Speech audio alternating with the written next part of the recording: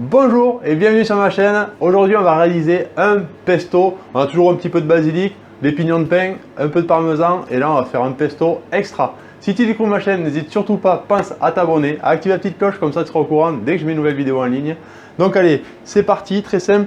Je mets une casserole avec de l'eau, pas besoin de mettre de sel, d'accord? Et on va fixer la chlorophylle pour avoir un pesto bien vert pétard. Il va rester au moins comme ça pendant 3 jours facilement au frigo. Donc ce qu'on fait, une eau en ébullition comme ça, on prend le basilic, on prend juste les feuilles, on enlève vraiment des grosses tiges, d'accord? Là, une fois qu'on a équeuté tout notre basilic, on le prend, on le met dans l'eau, à peine 30 secondes, d'accord? C'est juste histoire de le blanchir un tout petit peu pour bien fixer la chlorophylle. Et on le met dans de l'eau froide. Donc là, pendant qu'il refroidit, hop, on prend une petite poêle et on va faire torréfier un tout petit peu nos pignons de pain, d'accord?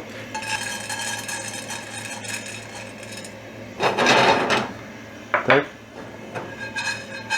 Hop, là voilà, ça suffit. Les pignons juste un petit peu torréfiés comme ça, là, voyez?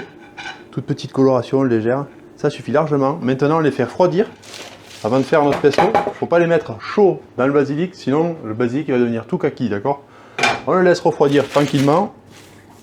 Le temps que nos pignons refroidissent, on va prendre un pot comme ça. On prend le basilic, mais vous voyez, je ne l'égoutte pas, c'est fait exprès. Je garde énormément d'humidité dedans, ça m'évitera d'avoir à rajouter de l'eau pour bien émulsionner avec l'huile d'olive, d'accord?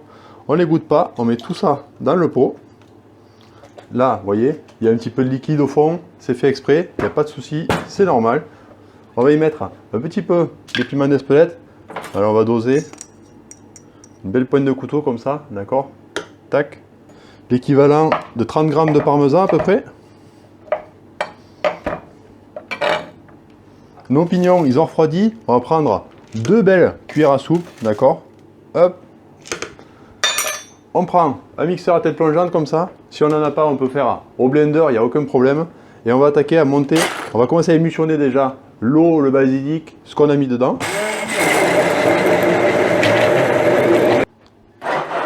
Et ensuite, on le monte à l'huile d'olive. Là voilà, une fois qu'on a mis à peu près l'équivalent de 100 g d'huile d'olive, à peu près, c'est à la texture et au goût aussi. Si on veut vraiment un pesto assez fluide, et bien on continue de monter à l'huile d'olive. Là, ce qu'on va faire, on va rectifier bien sûr l'assaisonnement. Si on n'a rien salé depuis le début, on est d'accord, on a mis juste du piment d'Espelette. Donc là, on peut y aller. Nickel. Une fois que vous l'avez assaisonné à votre convenance, regardez-moi ce pesto, il est magnifique, il a une couleur, une belle couleur pétard comme ça, c'est beau ça, ça c'est beau. Vous voyez, quand on fait une belle quantité comme ça, on le peut la mettre au congèle, en petite boîte, et on en sort quand on veut, faire une petite tomate basilic, ou alors on peut le garder 3-4 jours au frigo au maximum. Voilà notre pesto, j'espère que cette vidéo t'a plu. Si c'est le cas, pense à la liker, à la partager, à la commenter, à t'abonner en cliquant sur ma petite tête juste là, à regarder d'autres vidéos. Je te dis à la semaine prochaine et à table Juju. Pose pesto là. Pouah.